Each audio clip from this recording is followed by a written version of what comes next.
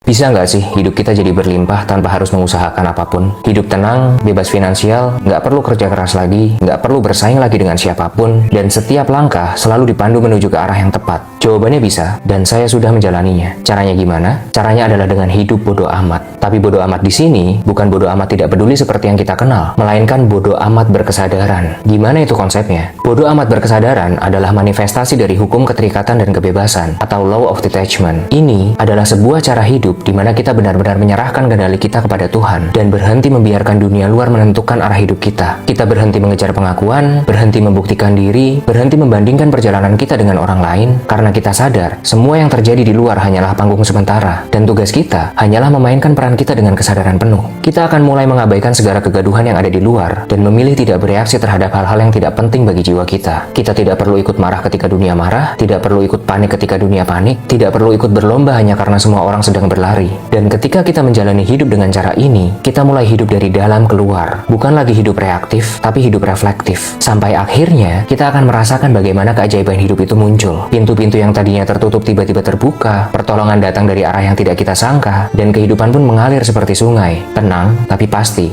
Inilah paradoks terbesar spiritualitas, di mana ketika kita berhenti mengejar, justru segala sesuatunya datang mendekat. Bukan karena kita tidak berusaha, tapi karena kita telah selaras dengan aliran Tuhan.